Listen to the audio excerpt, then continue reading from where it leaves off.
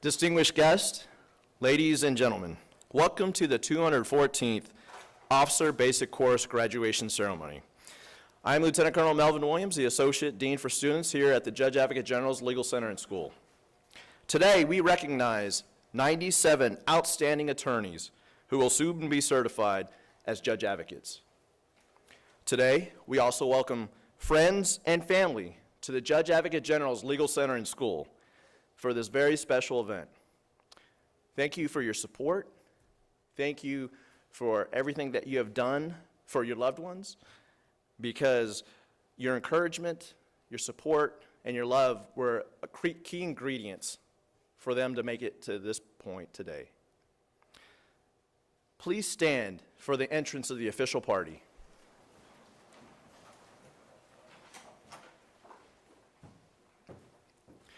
The official party consists of the Judge Advocate General, Lieutenant General Stuart Risch, and the Dean of the Judge Advocate General School, Colonel Sean T. McGarry. At present, Lieutenant General Risch is located with our graduates and will join us on stage after his remarks to the class. Please remain standing for the playing of the national anthem and the invocation.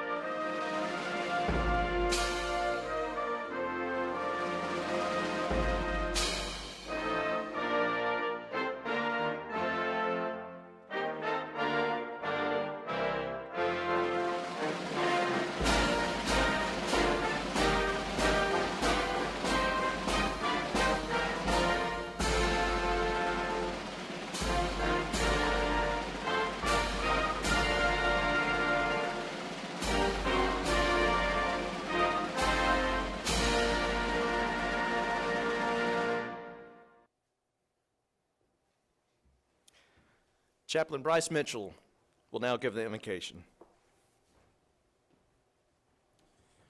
Let us pray. Dear Father, today we celebrate the completion of one phase and the beginning of the next in this Corps' honorable calling, and it is right to recognize and celebrate. May these moments be sacred, and let this occasion be inspiring. As these officers begin their service to the Army, may they remember the good vision as taught here. May they provide true counsel while seeing the souls before them, and may their support to soldiers be given with compassion and deference. And Father, bless the words delivered by our Judge Advocate General, and fortify our Commander-in-Chief as he leads our great nation. And it is because of your love and sacrifice that we pray. Amen.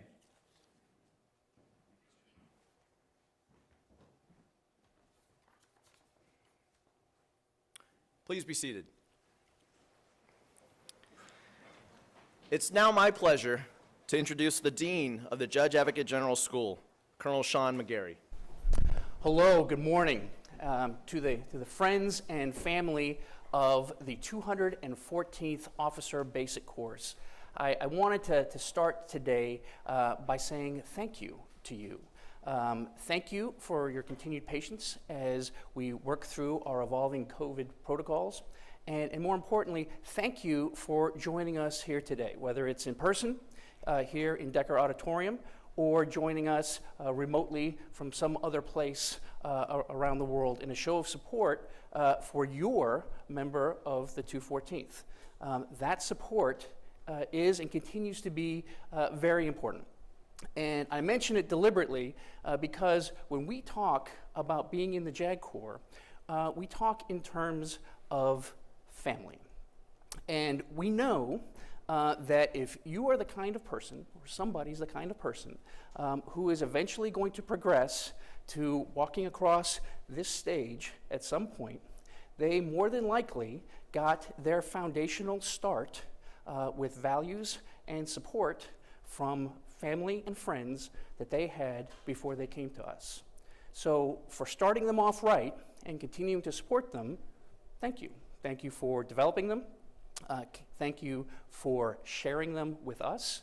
And thank you for continuing to support them. They will always be part of your family, but now they are also part of our family. And to the Fighting 214th Velociraptors, I want to say congratulations. And as I mentioned on Friday, when you took your oaths, welcome to the team. You should be very proud of everything you have done that has brought you to this point today. So graduating law school, the bar exam, everything that sustained you through a very competitive selection process into the JAG Corps, DCC, the Officer Basic Course, and in a very short while, walking across this stage as full-fledged members of the most consequential practice of law on earth. If you don't know, you should, that our worldwide practice is underpinned by a network of professionals that you, members of the 214th, are now a part of. There is, wherever you go, or whatever you're doing, whether it's practicing in a courtroom in Wiesbaden, or a legal assistance office at Fort Hood, you're doing security assistance in Europe, or theater security cooperation in the Pacific Rim, counterterrorism, lethal targeting somewhere in the world, you are never alone. You are part of a team, and there is always somebody for you to reach out to, and there is always somebody who is going to reach out to you. So continue to be a good teammate, answer the call when it comes, and don't be shy about leaning on people who have a little bit more experience, who've been there and done that before.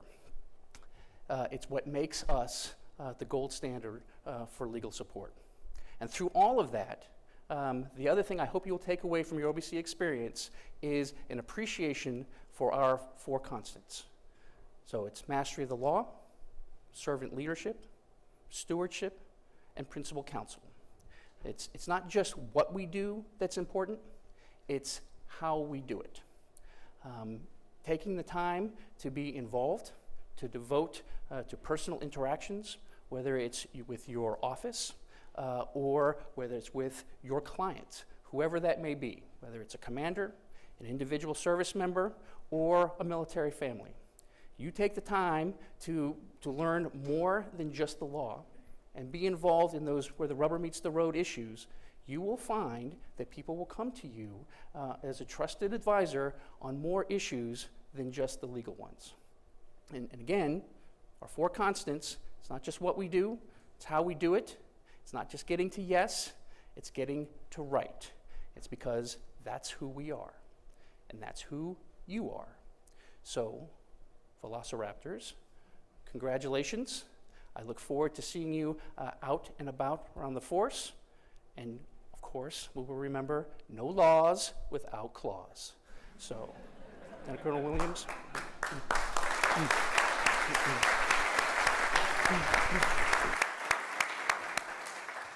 Thank you, sir. It's now my pleasure to introduce our guest speaker, the Judge Advocate General of the Army, Lieutenant General Stuart Risch.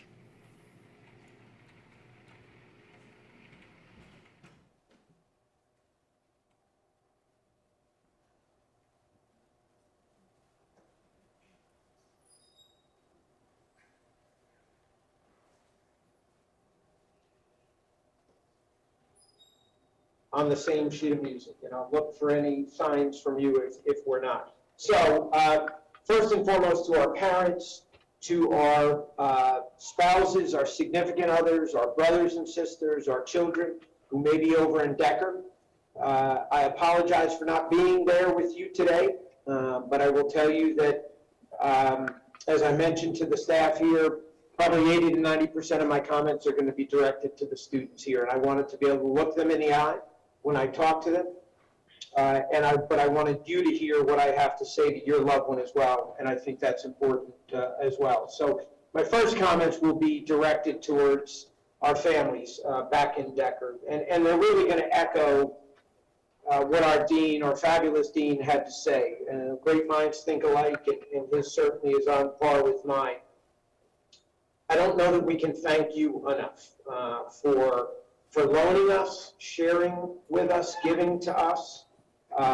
Your most precious treasure, quite honestly, is there no other way to say it, I think. I've not only served for 33 years, my spouse, who's in the front row there with you as well, is an Army spouse. She served herself for 5 years. She became an Army mother, much like you all are becoming now and maybe have been for a while. And she admits to me that the toughest portion of that was not being a soldier, not being an Army spouse, but being the mother of a soldier as well, too. And so we kind of know from whence we speak what you're going through right now. But today, first and foremost, don't be concerned and don't worry. Because I hope what you learned from this ceremony today, what you learned from your loved one coming back and talking to you is, we've got them. And you have our sacred vow that we're going to take care of them as well, too. They are our family now, and we will treat them like family.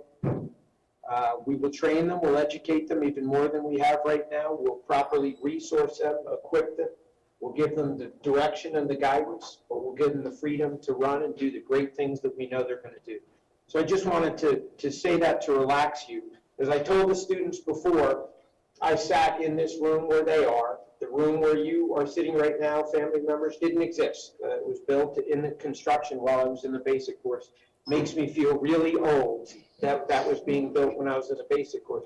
But my point to you is all of the family members were in here as well. And my mother and father were moved by the ceremony. They came down. I was single at the time.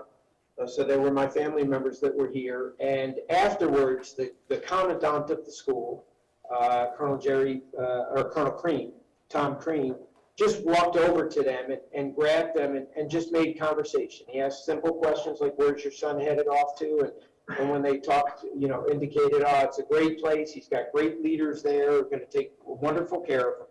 And just the ceremony and that conversation meant so much to my parents. And for me, the ceremony was, as it is for the students here today, while it's the crowning achievement of what they've done over the past 17 weeks, and we'll talk about that, their minds were like my mind was, which is my car's running out in the parking lot and I need to go jump in it and get back home or get to my next duty station or whatever the thoughts that might be going through their mind. And we understand that. We've been there.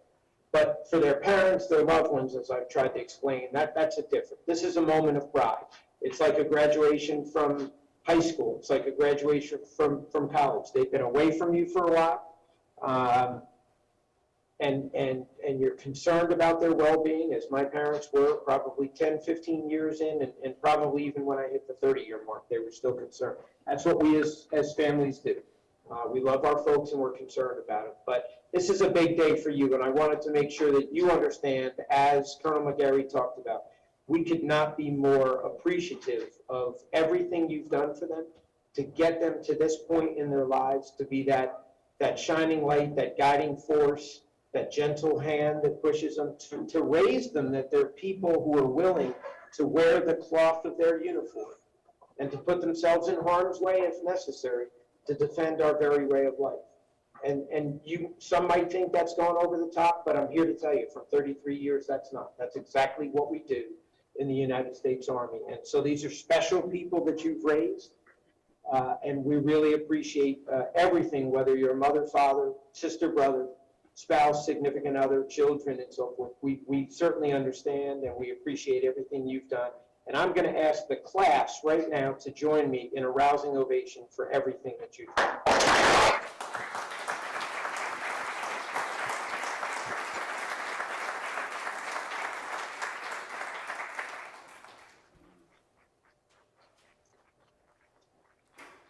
So now on to the students, and I'll try to make my remarks brief, but you've earned these accolades that we'll talk about right now. Again, as I know the cars are running, I'm the only thing between you and freedom, but there's important things that your Judge Advocate General, brand new in the job, just put the 3 stars on my shoulder 2 weeks ago and so forth, but I've been doing this for a long time, ever since I sat right where you are. So I've got some words of wisdom. I think are words of wisdom. You take them for what they're worth. As with every speaker, you take what works for you. chew on some other things and so forth, and if it resonates, that's great. If it helps you out as you head to your first duty station or back to your civilian jobs and your reserve component duties and so forth, I certainly hope it does. What I would like to do first and foremost is I would like to recognize your cadre, the faculty. I think it goes without saying to the students here. These are people that have just breathed with you every single day. They've been with you at your side. They've been mentors for you. They've been role models. They've been educators, trainers, both inside the classroom and outside the classroom. We think we've got the crown jewel of training and education in the military services and beyond. And I understand my position may be biased on that, but from years and years of observing, I think we've got the best and brightest here and a cadre that really has gone above and beyond to ensure that you are well taken care of. And so with that, what I would ask is any cadre in the room here or there in Decker, please stand up and be recognized. And this is your opportunity to thank them for everything they've done.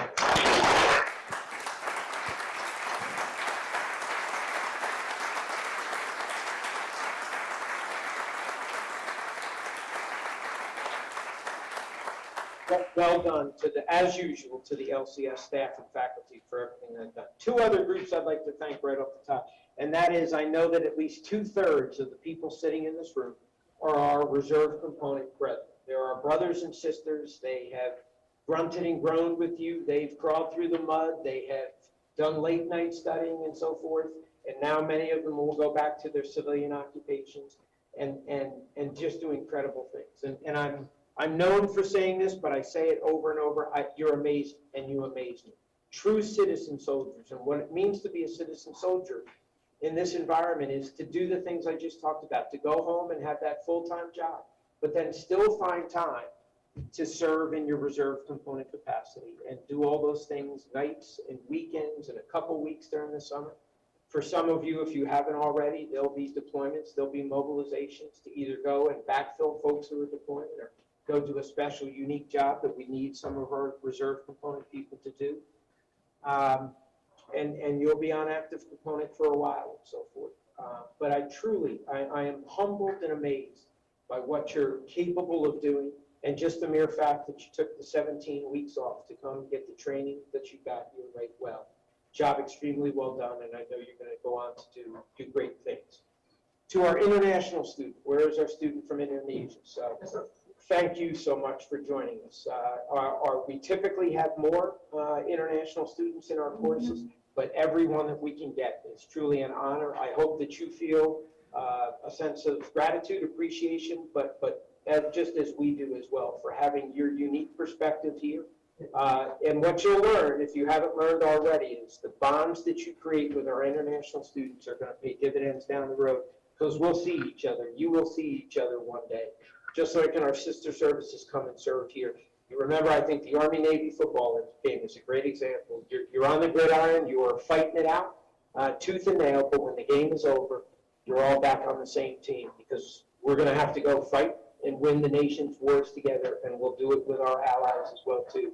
So, sir, thank you so much for joining us. Thanks for what you've brought to this classroom, and we hope you leave with something similar when you go back to your country. So thanks very much. Appreciate it. All right, so my final remarks, or I shouldn't say final, because that'll make you think I'm close to the end, and I'm not. I've got a number of points that I want to make, and they're as simple as this. And so if you leave with nothing else, it's very straightforward. It's number one, thanks and congratulations. 2, you've got an awesome set of tools. 3, it's all about the regiment. 4, I'll meet you on the high ground.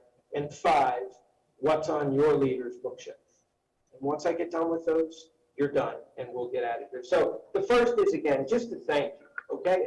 As we all know the statistics, less than 1% of our population are either willing or capable to do exactly what you've done, to come and go through this training, to put on a uniform, and be willing to serve and to sacrifice. I never like to look at it as a sacrifice. My wife and I have talked about that as well. Again, having a son serving and so forth, both of us serving. It has been a privilege to serve for 33 years.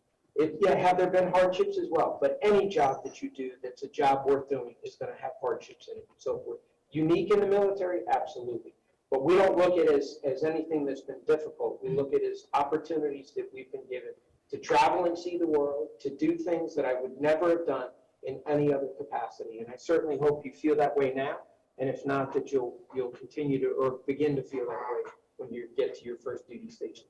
But thanks for being willing to raise your right hand and to support and defend the Constitution of the United States. As I mentioned in the promotion ceremony for General Martin yesterday, and every time I get an opportunity to swear someone to an oath, remember what you're swearing that oath to. Not a person, not a government, not a dictator, not anything like that. We're different because we swear an oath to an ideal that's embodied in the Constitution of the United States, represented in our great flag there.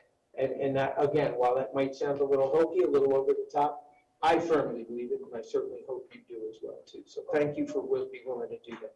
And congratulations as well, too. I know I spoke to you and I said some of these comments when you were graduating from DCC, but I truly want you to do this. As you, right now, and as you leave and head off to your home or next duty station, I want you to think about where you were 18 weeks ago and where you are right now and how much you've grown. Whether you're willing to admit it or not, you will, because there are some things you had to do in DCC and some training and education you had to do here at the schoolhouse and some PT sessions you needed to do here. That 18 weeks ago, you would have said to yourself, there's no way that I'll be able to do that. And that's what military service is all about, is pushing ourselves to be better than we were yesterday, to grow, to get beyond who we are right now. And I know that if you think in your heart of hearts, you've definitely grown. And that's what this is all about.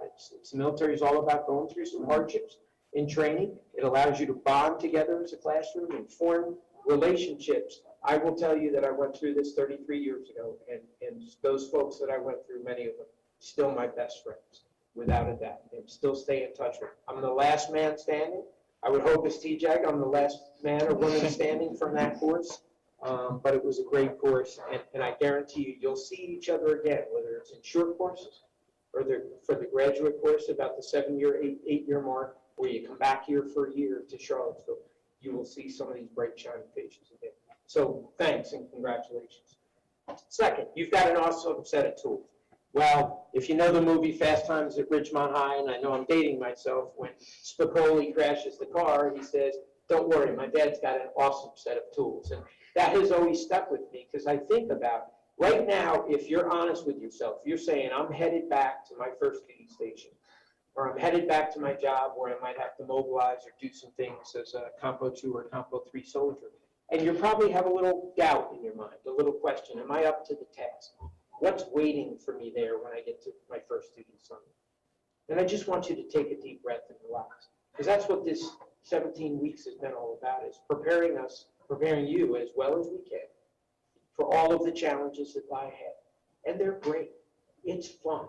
I've had a fantastic ride for 33 years, and I get to enjoy it for a couple more, and I couldn't be happier. And I guarantee you're going to find the same thing as well. But I want you to relax, because we've equipped you with those tools that you'll need to succeed. Plus, everywhere you go, whether a reserve component unit or active component, you've got a bevy of people waiting to receive you with open arms that are excited about you getting there. And I'm not going to lie, they got an inbox that is chock full of actions waiting for you to get there to work on. And that's great. You just get there, you get to dive in. You get to meet people, form those relationships there. I challenge you to look for mentorship, as you did while you were here at the school, from each other, and from our cadre, from our staff and faculty. I want you to do that out there as well, too, because it's a great opportunity, and I guarantee you, you're going to love it. What I'd like to do is just give you a couple tips when you go out, and that's just simply, very quickly, 5 things. Remember that every job is what you make it. So if you're not happy to the job that maybe you're going to first, or if you get a subsequent assignment from PPMTO to go to a job and you don't think it's all that and so forth, I learned in this very school from the deputy commandant when I came here to be the editor of the military law. I thought my career was over. Editor of military, I wasn't even law review in college or in law school, and now I'm doing this job. And I had a boss who said, Risch, every job is what you make. Don't limit it to what your predecessor did or what's on your OER support form. Go out there and do more with that job. And it was the best advice I've ever got, because I've looked at every job as to how I can take it and build on it. Remember what we always say, leave everything better than you found it. Take that job to the next level. It doesn't mean that it's broken. As former TJAG used to say, we don't need to be broken to get better, to get fixed and so forth. We don't need to be sick to get better, and that's what I'd look for you to do. 2, be a learning organization. Grow. Again, going back to pushing yourself to be better tomorrow than you are today. 3rd, just fix stuff. Okay, there's another word that used to go in there. I've taken it out. Only because when I learned that it was the commandant of the Marine Corps, a 4-star Marine general, who got up in front of a group of GOs, general officers, and simply said, you know what I expect of you? And as a Marine, very short and to the point, he said, I expect you to just fix stuff. And I thought about it like I want you to think about it in here, and I realized he's not talking just to general officers. He's talking to lawyers. Because that's what we do. We're in the problem business, right? People bring us problems as lawyers, either beforehand, hopefully, or after the fact, and they want us to fix it. And that's what we do. We help people because we're in the problem business. But being in the Army, we're also in the people business as well, too. We help people, and that's not just our clients. That's the primary role, but we help each other as well, too. We take care of ourselves, we take care of our families, and we take care of each other. And that's my expectation for you as well. 4th, don't sweat, okay? That was my overall message from this point, was just relax. You've got this. You're going to do well. I want you to focus on the important things, which is your family, your life outside of work, having fun both in and out of work, and truly enjoying what you do. And I'll go back to the general rule that I give everybody who works for me, and that is every year at the end of the year, whenever that is for you, fiscal year, calendar year, whatever, you have to reevaluate where you are. Am I still challenged? Do I still find the work challenging? Am I still pushing myself and still growing? That's the reward. When, if you're rewarded for it, I don't mean by money, because none of us are here for the money in the Army. There's no doubt about that. We're here to grow as individuals, to grow as people, to grow as an organization. And if that day comes when you're not challenged and you're not growing, then you may need to look for something else. And the second question is my family well taken care of? And if the answer to those 2 questions is great, then stay another year. If the answer is no to those questions, then maybe it's time to go look for something else. We're built like a triangle. We got lots of people at the bottom, and as we grow, it gets smaller and smaller, our authorization. So we know people leave us, either voluntarily, or maybe it's just time to go find another occupation and so forth. But enjoy the ride. It has been a fantastic ride for me. It's all about the regiment. Simply put, there was a book that I read. I'm not recommending it. It's a fiction piece by author Alan Mallinson called The Close Run Thing. And in it, he's talking about the Battle of Waterloo and the way the British Army was set up and so forth. And John Keegan, who is arguably the most precipient historian, all things military and so forth, talks about the British Army and the fact that everyone in the British Army is in a regiment. You may be assigned to a division or a corps, but base, you're all assigned to a regiment. If you read anything about Churchill was focused most of his adult life when he came into the military to get into a certain regiment that had proud lineage, proud traditions, a proud history, father had served and so forth, and he would give everything to get into that regiment. And that resonated with me because everything in the British Army is about a regiment. It's all about the regiment. And I stopped and think, we have that luxury as well, too. You are in the Judge Advocate General's Corps or the Judge Advocate General's regiment. And I want you, as a result of that, to be proud of that, but there's a duty to understand our lineage, to understand our traditions, to understand our history. That's exactly why we have Mr. Bork come in, our regimental archivist and historian, to talk about the Lord of Corps, to talk about those things that we've done since 1775, the oldest, the biggest, and the best law firm in the country. Was and still is today. That far, and you got to know that history in between. Because I find when people understand history, They understand lineage, they understand traditions. It makes them proud. It makes your chest swell that I'm following and standing on the shoulders of all those people that came before us. And so just remember that. It's all about the regiment, it's all about the people with which you serve, and it's all about being proud of what we do. Fourth, what's on your leader's bookshelf? And I'll end with my fifth in a second. We're going to give you a book that's entitled Leader's Bookshelf. Anybody read it? Anybody in the audience read it? Okay.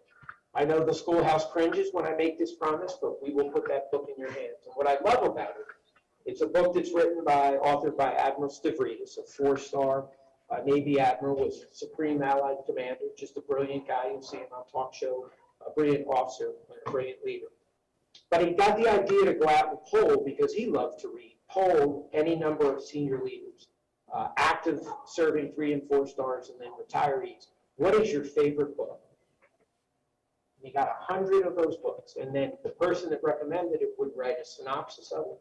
So if you're not interested in the book, or it would get you interested in it, there's a synopsis of each of those 100 books in it. And I was fascinated by it because, and I was kind of disappointed, I only read about 18 to 20 of those 100 books. So that is my leader's bookshelf right now, is the ones I've read. They're there for you or others to come take and read those books as well. But not to be outdone, and not to say, okay, this is just for senior individuals. He went out to a bunch of junior officers as well too, and asked them for the same thing. I was kind of surprised. I would have thought a larger number of those books, once a classic, always a classic. But it shows you the difference between generations. And the younger group, there were only 7 books that crossed both lists. So you get a list of another 93 books in there. So it's a fascinating book just to read through, and I guarantee it will spur your interest to want to read more. And that's part of the learning organization that I talked about. We'll do the institutional training here, but we can't bring you all back to Charlottesville all the time to tell you everything you need to know. A lot of it is operational type training, OPDs, officer professional development, leader development that your units will do for you to continue to allow you to grow in the areas in which you need to grow. But most of it falls to you for the individual self-development to make yourself better tomorrow than you are today. And the great way to do that is read. There's thousands of quotes out there that will tell you that that's exactly the way we avoid the disasters, catastrophes, or mistakes of the past. The only people who make the mistakes of the past, right, are the ones who don't learn from them, read about them, and learn and not make them. We're in that environment. I don't care what you read. I tend to like nonfiction. I tend to like history. I tend to like things in the military or the legal arena. But obviously, if I get a good suggestion, I'll go and read it. For instance, one of my favorite books in high school was The Connecticut Yankee by King Arthur's Court, written by Mark Twain. And I see lots of headlines. You wouldn't expect that to be on the list of books to be read by senior leaders in the military. That's how fascinating this is. By the way, I get no kickback from Admiral Stavridis for recommending the book. I'm just telling you, I think it's a fascinating idea, and I would suggest you do it. And fifth and final, and you heard me say this before when I talked to you down at Fort Benning, that is, I'll meet you on the highway. And that's one of my favorite sayings now, and I will end every speech that I give. I will end every note that I write to people, every letter that comes out from me with that phrase. And you'll find out in your career, you'll do the same thing that I'm doing here, because that's not my idea. It's not an original idea. I had a brigade commander that when I was a captain that I worked for, we deployed to Desert Shield, Desert Storm. He retired as a 3-star general, so he's fairly successful in his military career. His name was Randy House. And that's the way he would end every speech and every note and every letter. But let me tell you about one particular speech. So we deployed to Desert Shield, Desert Storm. 1990 time frame, we're out in the middle of the Saudi Arabian desert on the berm with Iraq, getting ready for the air war to start on the 15th of January, which eventually led into the ground war a number of weeks later, as you may know, if you've read about it. Now, leaders, brigade commander types, division commanders, and so forth, will typically have a New Year's Day reception where everybody gets dressed up in their nicest, their finest, and goes over to the boss's house, has some tea and crumpets, says some nice things, and then you go. But it's a way to get the group together, do that. And he said, just because we're in Saudi Arabia, in the middle of a desert that you could look as far as the eye could see and you'd see nothing, maybe some camels and some sheep and some shepherds coming through, trekking trails that their families had trekked for generations and so forth. And he had steps built into an outcropping by the engineers, flags put up with a little red carpet by the division or by the brigade command sergeant major. We all dusted ourselves off of dust that, our uniforms hadn't been washed in weeks and weeks and weeks. The cooks out there had made some punch and they made some rudimentary cake. And we actually had a New Year's Day reception, which was pretty cool. Then we all went down to the tent, we ate the cake, and we ate punch. And the point of the whole story is he took his favorite book, which is on this list, by the way, on Leader's Bookshelf, which has now become one of my favorite reads, called Killer Angels by Michael Shaw. It's a fictional book, but quite honestly, it's a historical fiction about the Civil War. Highly recommend that you read it. But he read passages out of that book, some of his favorite passages. And he ended that discussion by saying, and I'm not trying to worry your parents or worry you at all, but he ended that by saying, I realize that this New Year's Day reception today, the next time we get together, some people that we're looking at may very well not be with us anymore in this room. And if that didn't make the hair on the back of your neck go up. Fascinating thing, but it was a leader who was willing to address tough situations head on. And then he ended his remarks with exactly what I started this session with, which was, I'll meet you on the high ground. And we know from our tactical experience in the military that that's where you want to fight from, right? The book is all about the Battle of Gettysburg and the Union Army being successful because they had the high ground they were fought. But that's not what Colonel House was talking about. He was talking about the moral high ground that we always want. We as a nation want to be the city, the shining city on the hill, right? That beacon of hope, of freedom, of democracy, of doing what is right ethically and morally, that is a shining example for the rest of the world. Not to say the rest of the world doesn't do it. They do, but we need to be in that position. And I'll tell you, your military and your army leads the way in that particular arena. That's why we're held to such a high standard. We ask that all the time, especially now when we're in battle with some of our issues. Fighting sex assault, fighting suicides, fighting other problems that we have. And we always wonder, why do people take these shots at us and not at other people? It's because of the pedestal that our country has put you on. And whether that's right or wrong, it's a fact of life. We are held in high regard. Look at surveys that go out there and talk about the most trusted organizations. And our Army has always been at the top of that list. But we get there because we do the right things for the right reasons, the right way, just like our Chief of Staff of the Army talks about. And that goes back to Colonel House, then Colonel House, and leaders of generations from well before him that would encourage you, just like I'm doing right now, to always stay on that high ground, that high legal, ethical, moral high ground. People expect us to give that advice to our commanders, to our clients. It's the hard right over the easy wrong. It's the moral courage to step up and tell our folks exactly what they need to do. And it's not always what they want to hear. And then we need to be people of character as well. We all know the 7 Army values. I'm not going to list them right here, and I'm probably going against some Army values by telling you that they're all critically important, but to me, one outshines all the others. And that's integrity, okay? Because I think it all begins and ends with integrity, being people of character. Your word is your bond. If you give your word to somebody, you stick with it. You don't cross the ethical things. It's why we're told to play the ethical midfield, because if you get too close to the line, it's easy to stray across. Oh, I'll just pad my VTS voucher for travel with a little bit of extra stuff. I'll wear a badge that I'm not authorized. Nobody can do that, and so forth. No. Once you cross that line, there's no going back. Okay? That's your dignity. That's something that no one can take from you. Only you can give that away. So I just want you to remember those things. We're people of character. We're people of integrity, and integrity is an all or nothing proposition. It's not, oh, somebody has a little integrity. They tell white lies every now and then. No. It is an all or nothing proposition. That's my expectation of you as the judge advocate general. And there's no doubt that you've already led your lives that way by how you were raised by your parents and other family members and so forth, or you wouldn't be sitting in this room today. But just know that's my expectation of you. First and foremost is It is not competence over character. I expect you to be masters of the law. I expect the competence to come, but I have no doubt that it will. But don't mistake competence for character. Oh, he or she is so good at what they do. Don't worry about that other stuff. We're not going to take a look at that.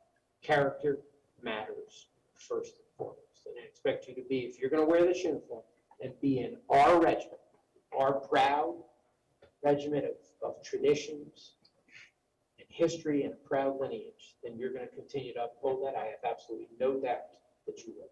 And so with that, I'll close my remarks just by reminding you again, have fun. Truly enjoy this. I've been doing it for 33 years in this particular, well, not this uniform, but in the military uniform. A couple of years before that in the reserve unit, so I understand those.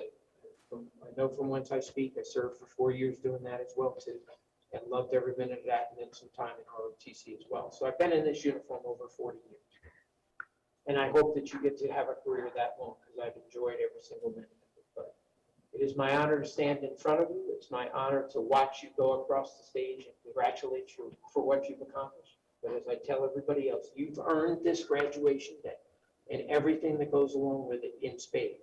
But as soon as you get that diploma and you head out the door off to your next duty station, all the thanks and all the applause stop, and the expectation begins again that you're going to continue to earn each and every day what you've gotten today, and that is your commission, your opportunity to serve. I make us extremely proud. I wish you the best of luck in everything you do. Thank you very much. Appreciate it.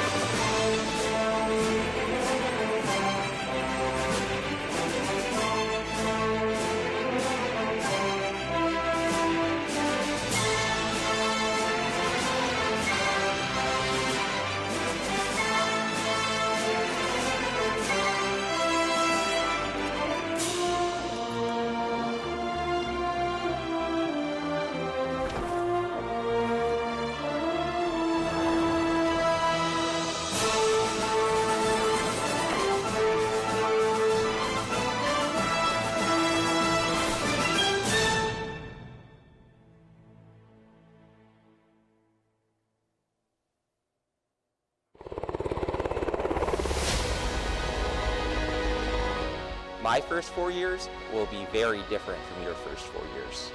I will join one of the largest firms. I will serve overseas. I will defend our way of life.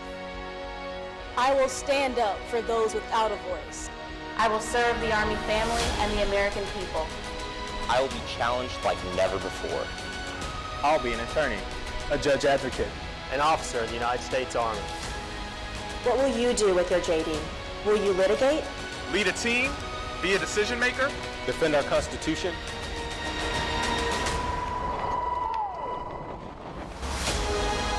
We will be globally present regionally engaged. Committed to our values, your values.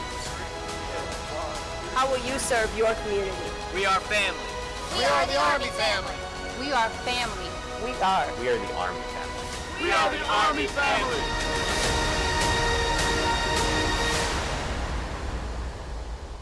I'm an attorney and an officer in the United States Army. Where will you be in 4 years?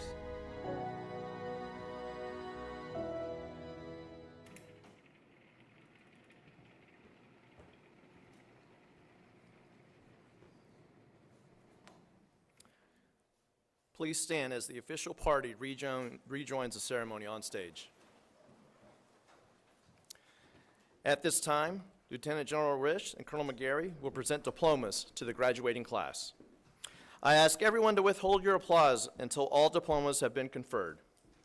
As I announce the class, those mentioned as honor graduate and Commandant's list finished in the top 20% of the class academically, and those mentioned as superior academic achievement were in the top 21 to 40% of the class academically. Please be seated.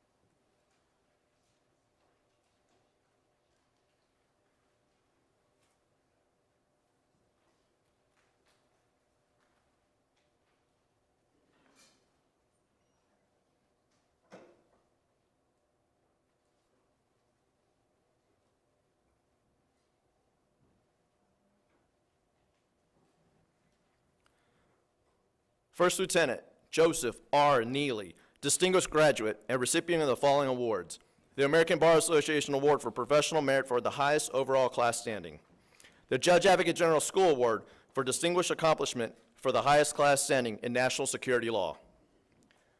First Lieutenant Drew O. Inman, honor graduate and recipient of the Judge Advocate General School Award for Professional Merit for the second highest class standing. First Lieutenant Kaylee E. Ragsdale, honor graduate and recipient of the American Bar Association Lamp Award for the highest committee standing in legal assistance. First Lieutenant Alex S. Havlin, honor graduate.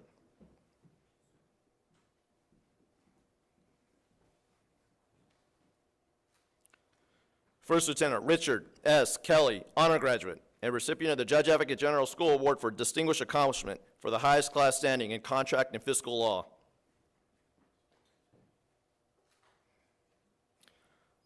First Lieutenant Christopher E. Garza, Commandant's list.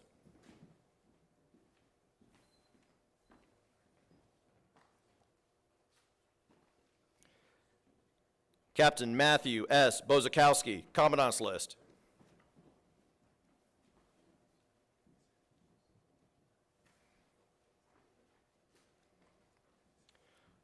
First Lieutenant James R. Brannon, Commandant's list.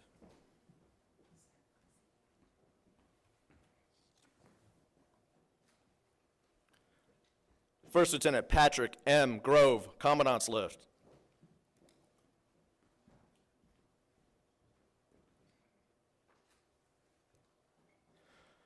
First Lieutenant Bridget R. Reineking, Commandant's list, and recipient of the Judge Advocate General School Award for distinguished accomplishment for the highest class standing in general administrative law. First Lieutenant Nick A. Williford, Commandant's list.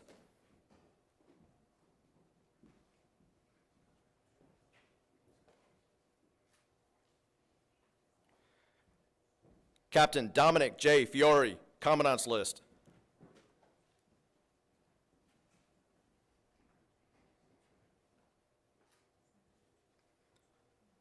First Lieutenant Austin J. Hyman, Commandant's list.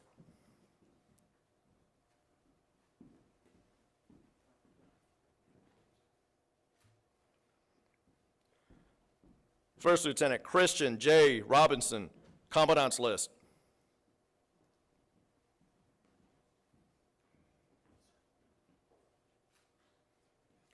First Lieutenant Michael R. Bebo, Commandant's List.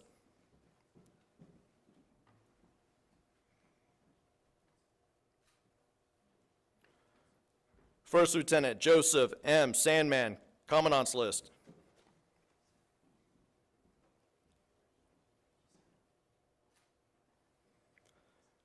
First Lieutenant Alexandra E. Millard, Commandant's List.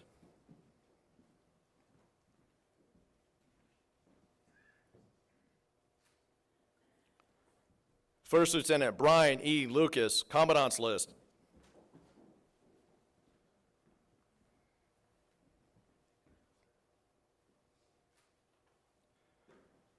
First Lieutenant Caitlin A. Hammis, Commandant's List.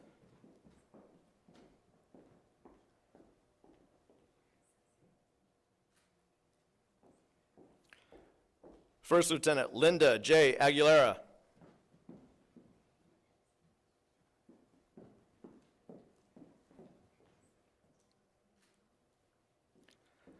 First Lieutenant Tyler J. Alcorn.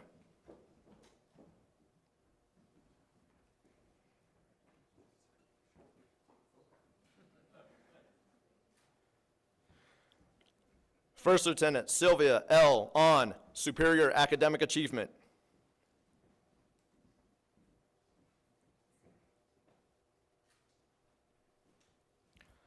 First Lieutenant Derek G. Anderson.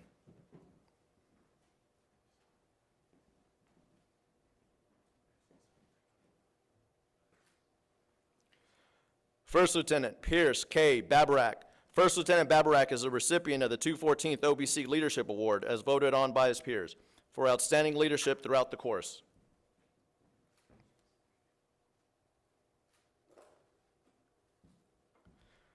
First Lieutenant Alex J. Birkin.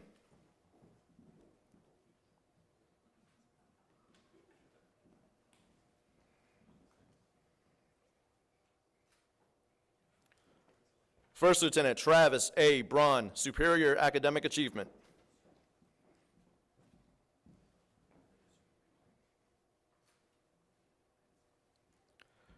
First Lieutenant Abigail M. Brenneman.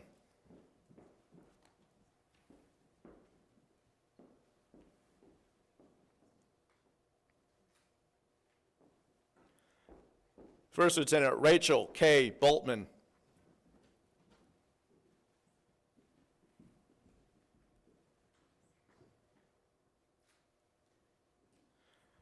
First Lieutenant Jonathan N. Cartelli, Superior Academic Achievement.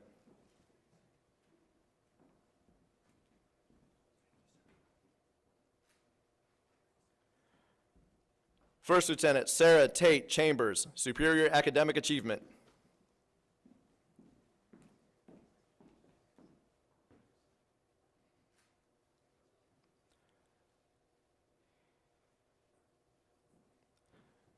First Lieutenant Benjamin R. Conkling.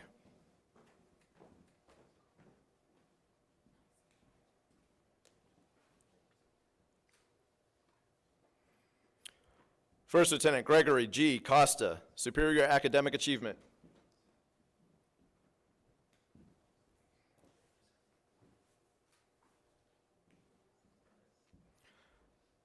First Lieutenant Tyler J. Courtney, Superior Academic Achievement.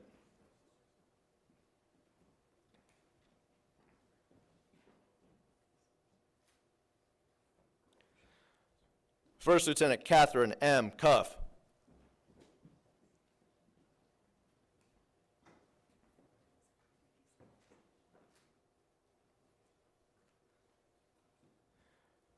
First Lieutenant Lauren B. Cunningham.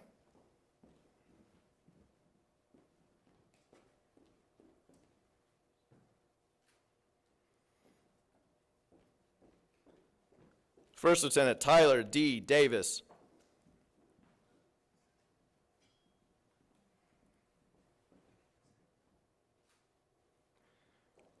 First Lieutenant Michael R. D'Angelo, Superior Academic Achievement, and recipient of the Judge Advocate General's Award for Distinguished Accomplishment for the highest class standing in criminal law.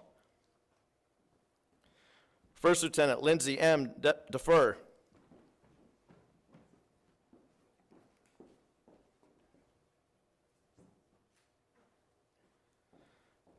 First Lieutenant Cameron C. Dodge.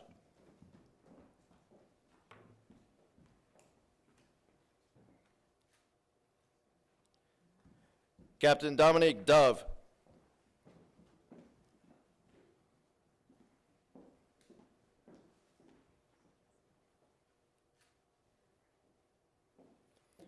First Lieutenant Diego T. Duarte.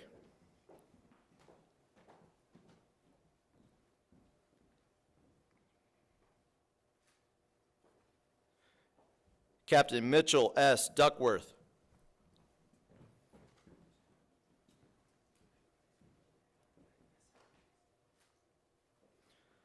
First Lieutenant William J. Dordach.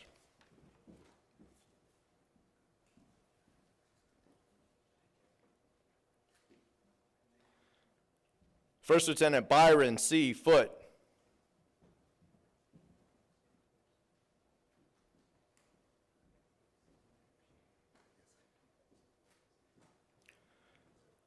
First Lieutenant Samuel S. Fry.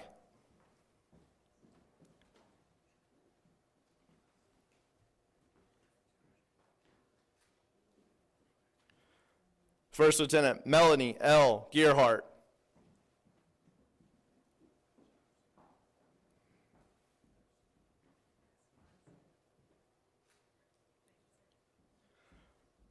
First Lieutenant Alana B. Goikachia, Superior Academic Achievement.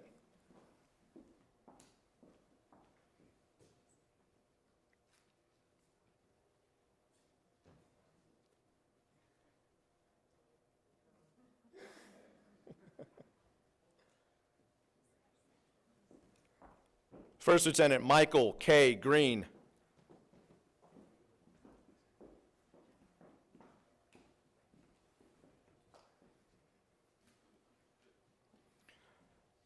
First Lieutenant Brianna N. Hardy.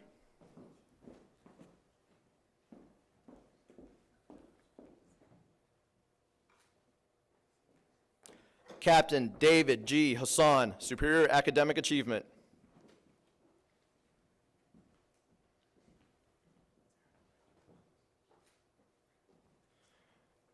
First Lieutenant Zachary S. Hill.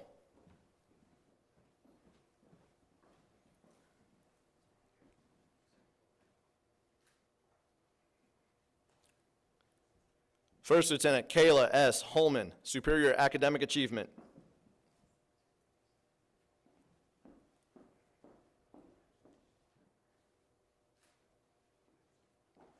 First Lieutenant Owen J. Hoover, Superior Academic Achievement.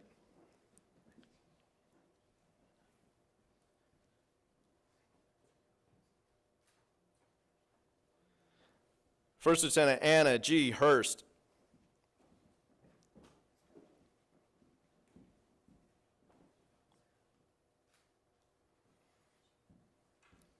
First Lieutenant Lacey M. Judon.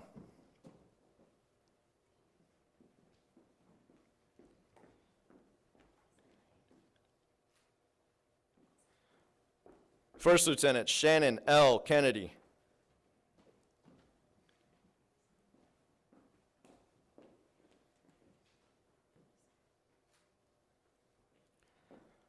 First Lieutenant James T. Canane, Superior Academic Achievement.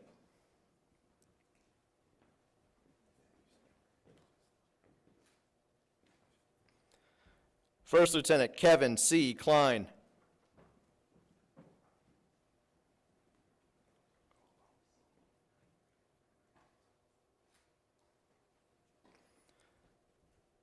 First Lieutenant Ronald A. Cola.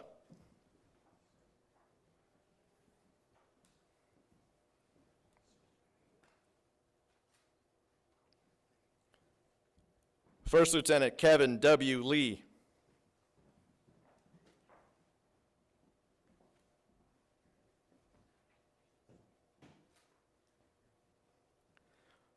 First Lieutenant Aaron M. Louisbrand.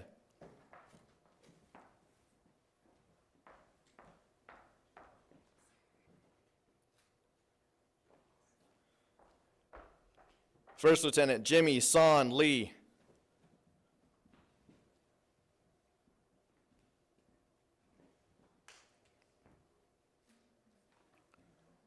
First Lieutenant Ashley L. Meredith.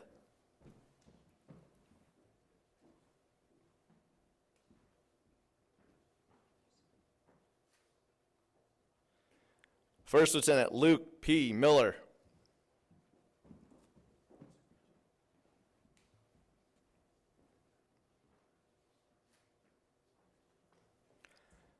First Lieutenant Morgan M. Monroe, Superior Academic Achievement.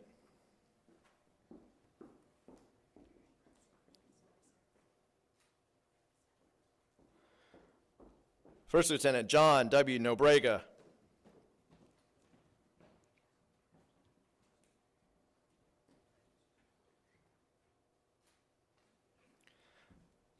First Lieutenant Kirsten L. Nyquist.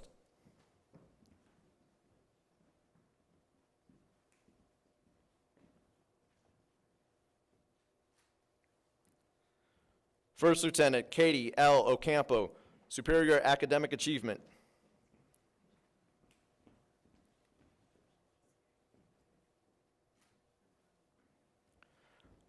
First Lieutenant Jason A. O'Hare, Superior Academic Achievement.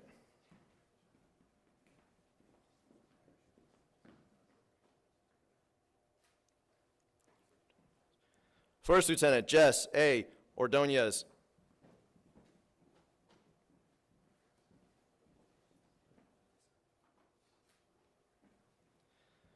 First Lieutenant Ammon D. Orr.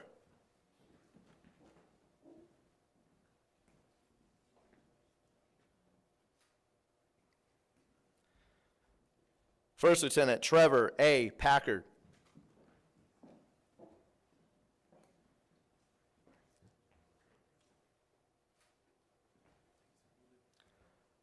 First Lieutenant Gabrielle C. Peterson, Superior Academic Achievement.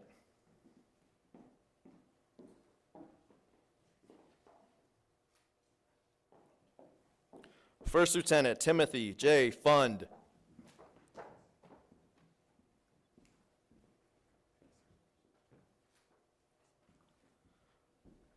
First Lieutenant Rosario J. Piazza.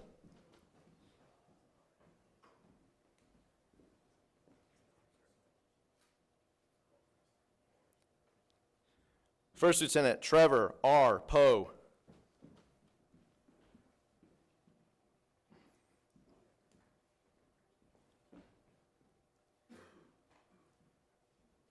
First Lieutenant Trevor J. Potter, in absentia. Second Lieutenant Indra Prakosa Putra.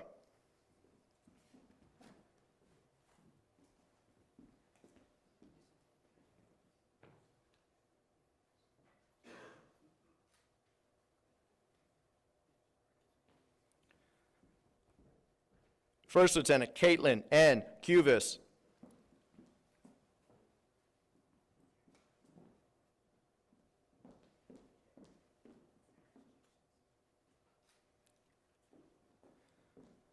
First Lieutenant Finney Raju, Superior Academic Achievement.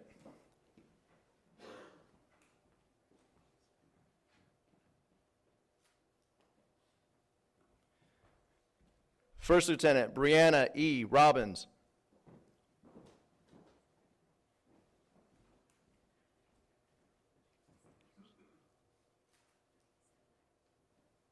First Lieutenant Kirsten S. Ronholt.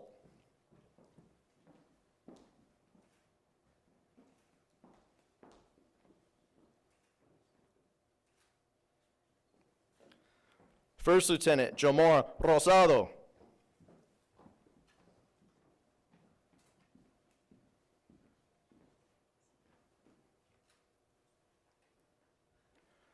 First Lieutenant Craig W. Russell.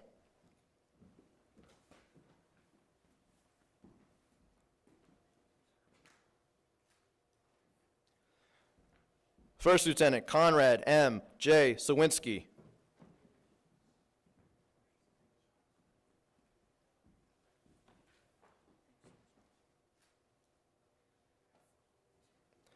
First Lieutenant Christopher A. Shelton, Superior Academic Achievement.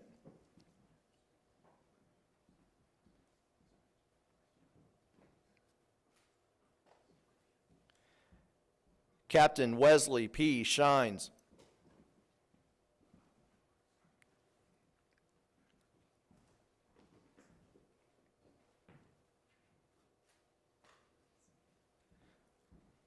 First Lieutenant Jeffrey M. Scholl.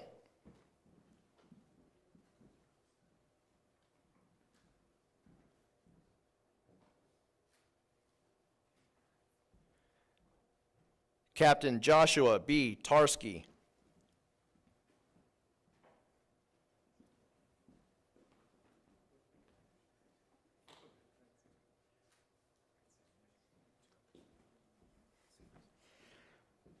First Lieutenant Lindsay D. Tatum.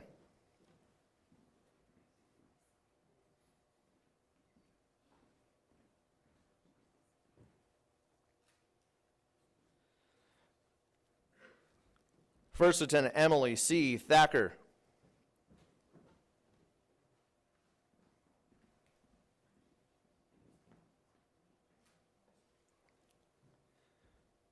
First Lieutenant Melissa D. Tidwell.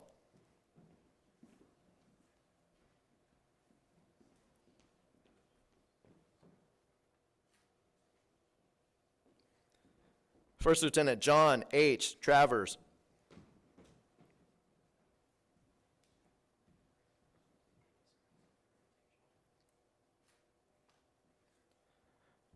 First Lieutenant Paul D. Veras.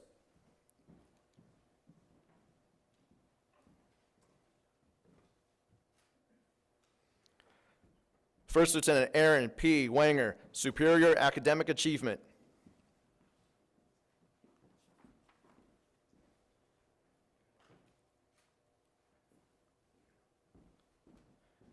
Captain Hector L. Zias.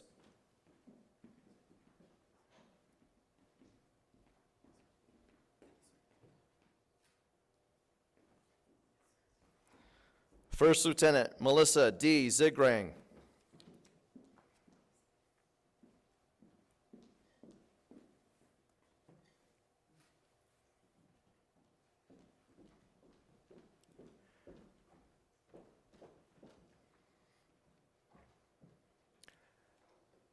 Ladies and gentlemen, I present to you the graduates of the 214th Judge Advocate Officer Basic Course.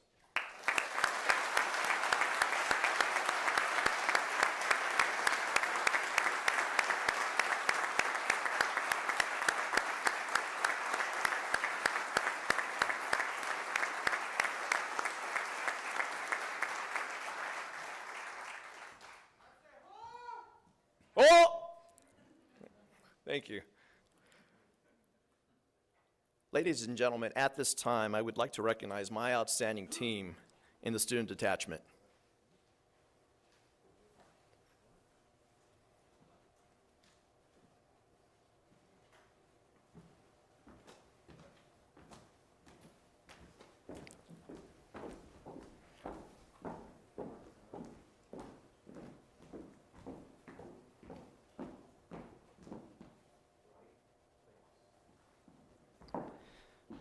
Commander, Captain Zara Scribner.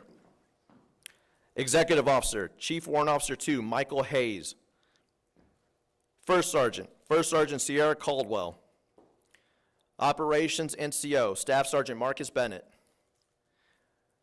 These individuals are responsible for every aspect of the Officer Basic Course execution, from their in-processing at Fort Benning to the graduation here today. Let's give them a round of applause, please.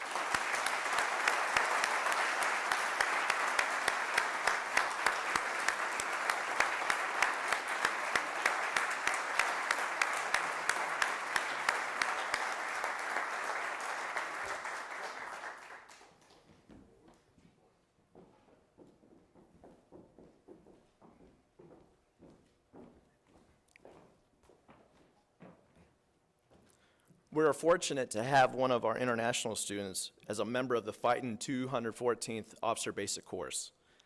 Lieutenant Indra Prakosa Putra is from Indonesia, and I ask that he now come forward and be recognized. We will briefly hear from him, and then Colonel McGarry will present him a gift of esteem and appreciation on behalf of our JAG Corps.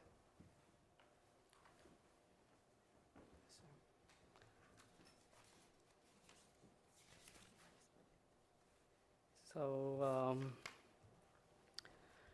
praise and gratitude I pray to God, which is, like I can come here to attending course and then finish the course safely.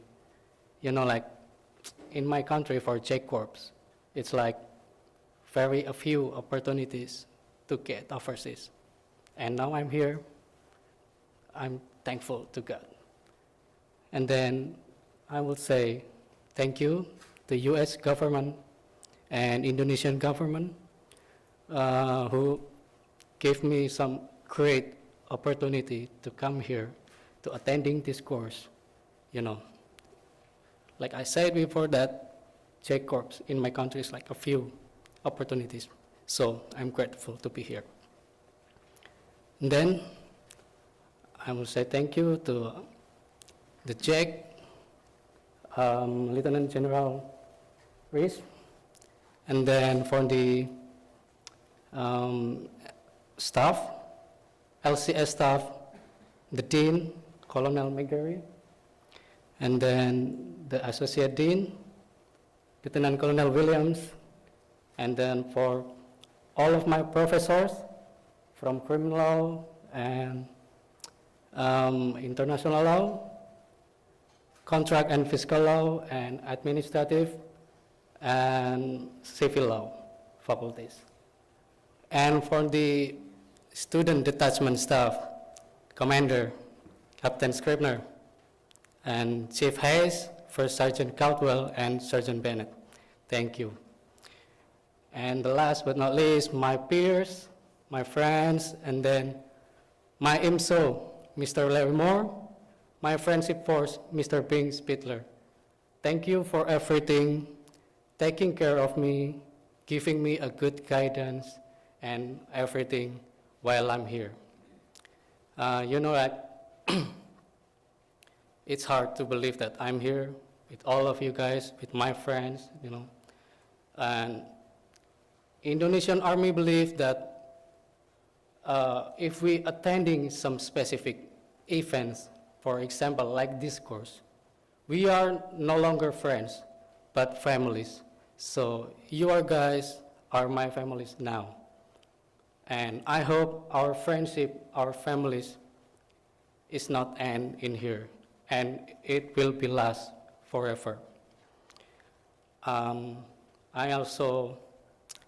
hope that I can coming here again to attending another course if I have another opportunities. And for that, I wish the best for all of my friends, also for the LCS staff and for the J Corps, U.S. Army. The last thing is everybody wants to go to Indonesia. Please let me know. I will accompany you everywhere that you want. Promise. And the last thing, see you on top. Thank you very much.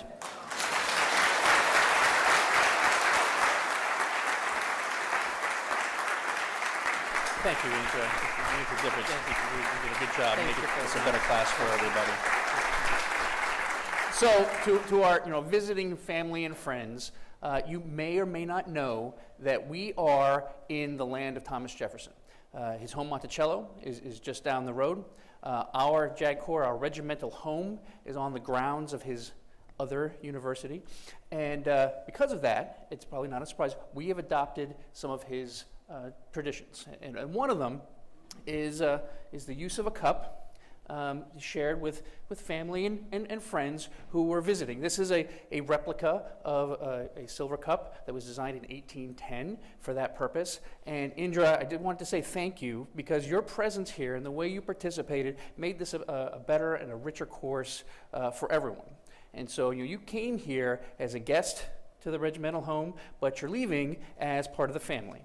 So please keep this in mind, and we're looking forward to seeing you either back here in Indonesia, somebody's going to take you up on that, Absolutely, sir. or somewhere else in the world, standing shoulder to shoulder as part of a multinational force, because we don't do anything by ourselves, and it's always better when we're doing it with family. So thank you.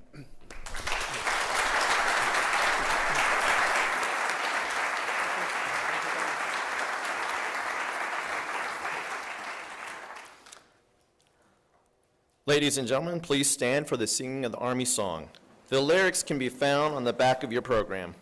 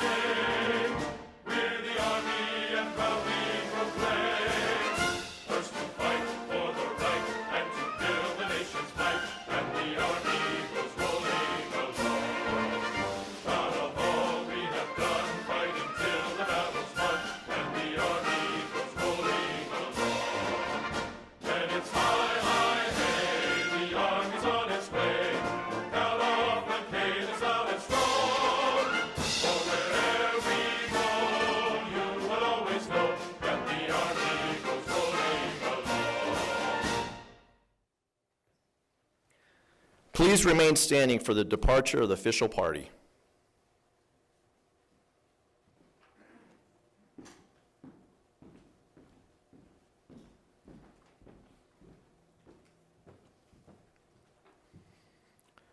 Ladies and gentlemen, thank you for joining us today and for celebrating this wonderful day with us.